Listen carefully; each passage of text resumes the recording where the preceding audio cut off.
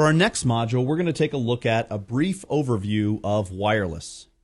And just as an introduction here, we're going to just quickly leave this screen on. It will, more importantly, be in the PDF copy of the slides that will be able to be downloaded from this recorded session. But these are just some of the icons that we'll be using. We have things like tablet, wireless tablet, standalone access point, standalone dual radio or dual mode access point, wireless LAN controller. I'm just pointing out some of the more often used icons that we'll be using. Lightweight access point, all these things we'll be describing, but you can see the two squiggly or essentially radio streams. We see those over here. This is just wireless connectivity in different orientations. We have a wireless enabled router, mobility services engine, a mesh type access point. We've got a bridge here with a little kind of half pipe ramp on the top. Laptop, wireless handheld device, switch, cloud, etc. So moving on, let's take a look at a history of wireless. Wireless transmissions are really as old as, well, Cisco says 1870, Wikipedia says 1880. The bottom line is that wireless transmissions are actually not very new at all. Now, the speeds have obviously increased tremendously, but that's mostly been in the past 10 to 12, 15 years. Before that, they've been very slow. If we take a look at some modern systems, in the 1980s, we tended to use the 900 megahertz band for various proprietary solutions. And we're just going over a very quick timeline. A lot of these dates you will probably want to know, but you don't necessarily have to memorize them immediately. Basically, second slide into our presentation. We're going to be going over and rehashing these a lot more. So just while you should be taking notes, and I hope you are, I just wanted to reiterate or kind of put you at ease that you don't have to know all of these immediately. But 92 was when the 802.11 draft began and was ratified, 802.11 being wireless. If you're familiar with 802.3, which is Ethernet from your CCNA, basically CCNA route switch studies, 802.11 is our wireless draft, and it was ratified in 1997. 1999 was when 802.11a and B were ratified. .11b is the 2.4 gigahertz spectrum and 11 megabit transmission rate, and .11a was the 5 gigahertz spectrum at the time and, still is, and 54 megabits per second. 2003, we saw 802.11g ratified. This had the ability to use the 2.4 gigahertz spectrum, but 54 megabit per second of transmission rate. 2009 was when the 802.11n standard was ratified. We were able to use the 2.4 or 5 gigahertz spectrum, and we'll be talking a lot more about that electromagnetic spectrum here in a moment, and up to a theoretical 600 megabits. Most people would say 300 megabits, depends on how many antennas you're using. 2013, although not here quite yet, of course, when you're watching this, it might be there, is 802.11 AC is expected to be ratified. And that's the 5 gigahertz spectrum and up to 1 gigabit per second transmission rate. And surprisingly enough, 2012, actually December of this year, or possibly into 2013, is when 802.11 AD is expected to be ratified, using the 60 gigahertz spectrum and up to 7 gigabit per second of transmission rates. There's a website there, IEEE 802.org/11/reports/802.11_timelines.htm is a great resource for just taking a look at some of these timelines when the standards have been or will be proposed to be ratified. So taking a look at various types of wireless networks, and again, this is just the overview. We're going to unpack and dive a lot deeper into each of these individual pieces. If we take a look at something called WPANs, or wireless PANs, wireless personal area networks, 802.15 ratified this specification for something called Bluetooth. And the idea is that wireless PANs in general are small in size, generally 10 meters or less, roughly 30 feet or less. They should be, according to the specification, easy to use, low cost, low power, portable, and Bluetooth, as I mentioned, is the best example, operating at or around the frequency range of 2.4 gigahertz or 2400 megahertz. Then we have what's most commonly known to most of us, I suppose, for fear of being redundant, which is wireless LANs or WLANs. We operate typically at the 2.4 gigahertz range, with many other things competing for that wireless spectrum. We'll talk about those and interference later. The 5 gigahertz range, and as I mentioned soon, possibly even the 60 gigahertz range. These consume much more power and can handle many more users. And the covered area is generally around 100 meters, or roughly 300 feet. This can increase or diminish depending on your infrastructure and how you set things up and everything that we're going to talk about, but this is just the general area. Moving on with types of wireless networks, we have the wireless MAN or WMAN. So things like 802.16 specification from the IEEE ratified something called WiMAX. The idea is it's intended to cover large metropolitan areas using either licensed or unlicensed bandwidth. And I actually want to take a very brief aside and talk about the word bandwidth. When we're going to be talking about the word bandwidth here in this course, I'm going to, because this is a wireless course, whenever I use the word bandwidth, I'm going to try to stick to this, so forgive me if I mess up, but I will. I'll make a note of it if I happen to use the word bandwidth out of the context that I'm about to state. But typically when I use the word bandwidth, I'll be referring to the frequency of a given radio spectrum, okay? So, and possibly the width of that frequency. So how many megahertz is what we'll typically be dealing with, how many megahertz wide that frequency is that we're using. Obviously, when we're talking about data networks, and especially Ethernet, LANs, WANs, when we talk about the word bandwidth, we're typically referring to data rate.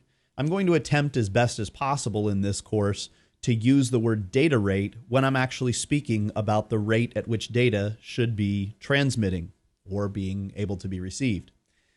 So when I use the word bandwidth, I'm going to hopefully most of the time be referring to the frequency. If not, if I happen to use it outside of that, I'll make the note of that at that time, and I'll talk about data rate when I'm talking about the other piece, which is actually how fast the data is transmitting.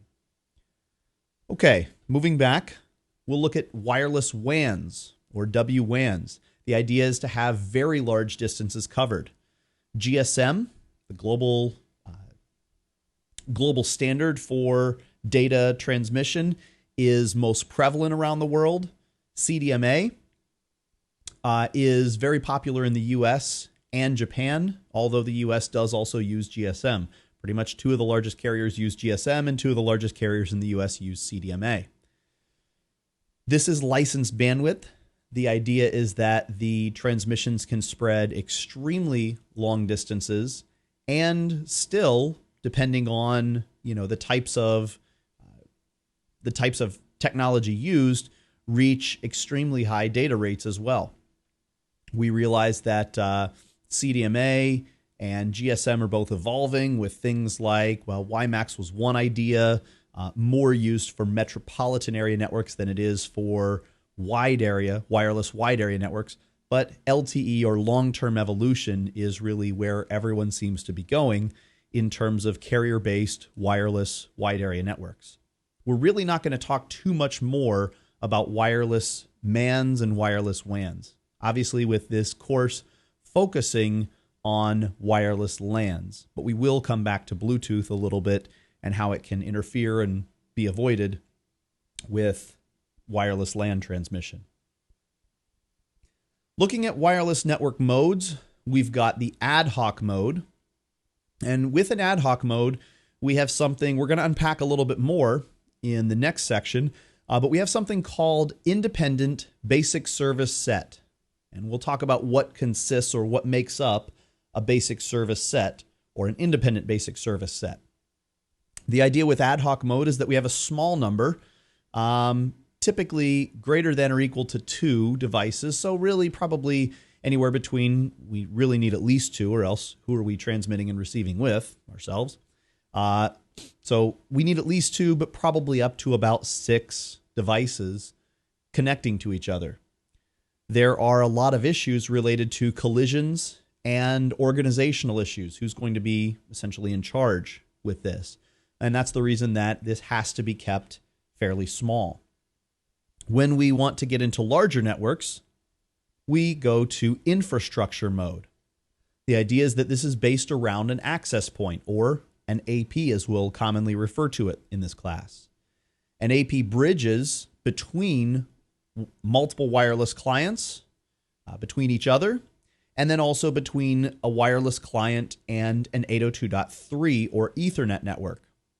The AP provides a service that's called the basic service set, not the IBSS, not the independent basic service set, but just the basic service set, with the area inside of a cell known as a BSA, or a basic service area. We're going to, as I mentioned, we're going to unpack this here in just the next slide. But the entire wireless cell, along with the linkage to a wired network, is what's known as a distribution system, or DS. These are important terms that you need to remember for your exam, as well as if you're ever looking at a wireless sniffer, something we're going to be doing later on in this course, something like AeroPeak, or we'll probably look more at ethereal, or I keep calling it ethereal. Old habits die hard. Wireshark is what it's known as now. We'll be taking a look at that. And these terms are going to be important because they're going to be referred to as DS, distribution system, or BSA, basic service area. So when a distribution system links two wireless cells together, then it becomes known as an ESS, or an extended service set. So let's take a little bit more of a look at that. Here we have two devices, two laptops, for instance, just talking with each other. They have, basically one has formed the wireless network, possibly given it a name, possibly given it a security or just mechanism, or just left it as open. And we have what's called an independent basic service set, IBSS. And this is, as I mentioned, ad hoc mode. The minute that we add an access point, whether autonomous or lightweight, things we'll talk about later, we then get into a basic service set, or BSS. This is infrastructure mode. Then we add connectivity back to 802.3 Ethernet, and we get into a distribution set. So now we have, distribution system. So now we have really a complete package, the ability for the wireless clients to talk to a centralized centralized access point, and that to convert the wireless frames into Ethernet frames and send the layer 3 on up to the distribution system, or to the Ethernet wired network. And when we talk about wireless, we really are talking about really layer 1 and layer 2. Everything up from layer 3 on up to layer 7 is completely independent of the wireless or wired transmission. So just like if we were talking about Ethernet, we're talking about the physical specifications of the cable, how they have to be cabled with, with the particular pairs, with the particular electrical signals, whether we're talking about Ethernet, fast Ethernet, gigabit Ethernet, 10 gig, so on and so forth. The same thing goes with wireless. We're talking really about layer 1 and layer 2 technology. So layer 1 being the actual wireless transmission, how the signals are sent out from the AP and what we're going to focus on for a long period of time. And then layer 2, the media access. Then if we add a second cell here, we come into an extended service set, or ESS. We go ahead and add some channels, channel 1 and channel 6, and we're going to be talking a lot more about channels in a moment, so we'll just leave it at this for right now, that we have two different channels. They happen to be what's something called non-overlapping. Like I said, we'll get to that. And we're going to talk now about SSID and roaming, or service set identification and roaming. So first of all, there is something that is known as the basic service set ID. And this is the BSS ID is basically the MAC address of the access point. Okay, the BSS ID is the MAC address of the access point. That's basically how the access point is known. Then there are things called SSIDs. We're very familiar probably in today's world with SSIDs. The service set identifier is basically the name of the particular wireless LAN that we're wanting to join. And one access point, be it autonomous or be it lightweight, has the ability to have multiple SSIDs. And those should not be confused with channels. So I can have multiple SSIDs broadcast out on a single channel. So here we have on two different access points connected to somewhat of a similar, in this particular picture, the same 802.3 or Ethernet switch. We happen to have both the SSID of sales. So the same wireless LAN is there between two different access points, even though they happen to be on separate channels, separate wireless frequencies. We also have an SSID on both access points called guest. And we've got this process that we're going to talk a lot more in depth about, where a client, in this case, let's say a handheld smartphone or something, goes to join a particular SSID, such as sales. So they join the SSID, assuming that it's either open, or if authentication and encryption are required, that they have the proper credentials. And assuming they do, then everything's fine. They're now a part of the SSID for sales. The idea of roaming is that this client moves, and certainly laptops can do this. Desktops rarely do this. Laptops do it fairly often. Wireless handheld devices, the whole BYOD or bring your own device movement, as the industry is calling it, relates largely around smartphones and tablet computers. Those very, very often roam. And the idea is that we're simply moving from one coverage area, such as the channel 1 coverage of the AP on the left, over to the coverage area of channel 6 or the AP on the right. And as we're in that transitional element, and we're going to talk very precisely about how this occurs later, as we're in that transitional cell coverage area, basically something called the strength indicator of the wireless networks is what's going to determine when we begin to authenticate or associate, really before anything, associate to another access point on another channel. And it basically has to do with the fact that as our signal strength wanes or depletes from one access point as we're moving away from it, and we begin to see another access point, hopefully long before we actually completely deplete our signal from the first access point, but we begin to see other access points as our clients are constantly scanning and looking for networks with the same SSID and hopefully the same authentication and encryption mechanisms. We try to associate to that next AP, and once we have, then we can deassociate from the first IP and continue wandering into that next wireless domain, that next cell coverage area. So this process is called roaming. And as we move on, we'll talk about not only how roaming works more, but also things that allow for very fast roaming. We're talking about milliseconds here. So next, let's look at, that was just basic wireless LAN. Let's look at workgroup bridging. Now, workgroup bridging is used less and less these days because of newer mesh technology. But in essence, mesh got its start from bridging. So the idea of bridging is that, let's say we've got, most of our corporate infrastructure up here. We've got in just a very small representation, we've got a router or series of routers. We've got the public cloud or the internet. We've got our back-end corporate servers, and we've got our wired switched Ethernet architecture. And that architecture, that wireless switched, is, of course, connecting to a wireless access point and providing coverage to probably individual clients. It may be providing coverage to clients. It could also be there expressly for the purpose of providing a link for a bridge.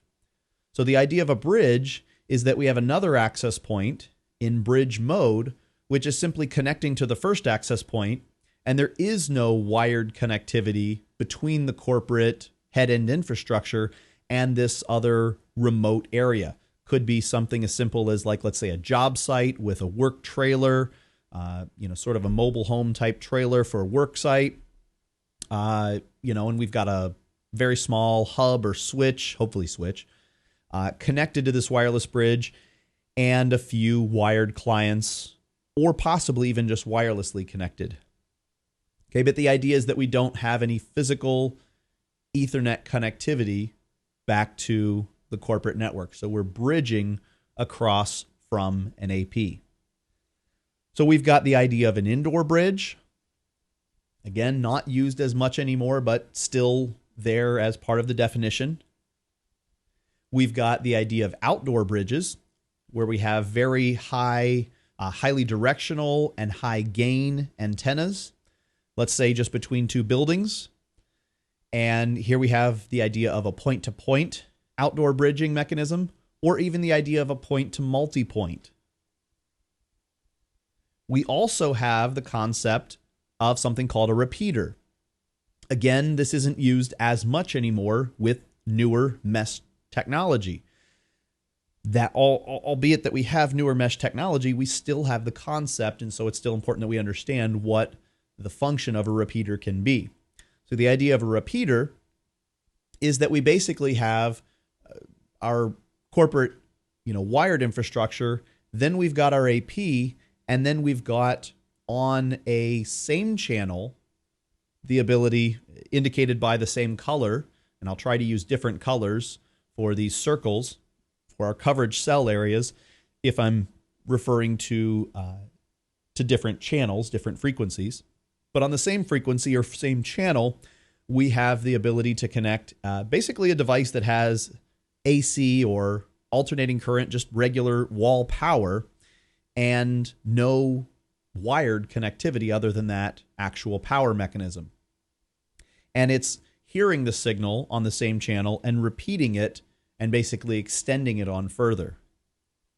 Now, as I already mentioned, what we typically use today to overcome the limitations in the past of even point-to-point or point-to-multipoint bridging or repeaters is we typically use mesh networks. These are extremely popular, extremely robust, and very easy to set up, believe it or not. We either have one or most typically multiple, at least two, links back to the wired network, and these mesh access points provide really full mesh connectivity. So we might have from this access point, we might also have connectivity over here, but we at least have connectivity out to our initial area. And then we have basically set up on non-overlapping channels. And we'll talk about the different frequencies, whether we're talking about the 2.4 gigahertz or the 5 gigahertz range, and how traffic gets what's called backhauled back to the Ethernet or distribution system, wired network. We'll talk about all that in a little bit later. But the idea is that we form mesh connectivity with other access points that are also set in mesh mode. And we run something called the AWPP, or the Adaptive Wireless path protocol, and it's a very highly scalable, highly resilient protocol that can very quickly recover from outages. So if this AP were to go down, then this AP could still communicate down here, redirect a communication up here, and then possibly up to this AP, or even if it had a link over to this top left AP, and then back to the wired Ethernet network, or as we mentioned, distribution system.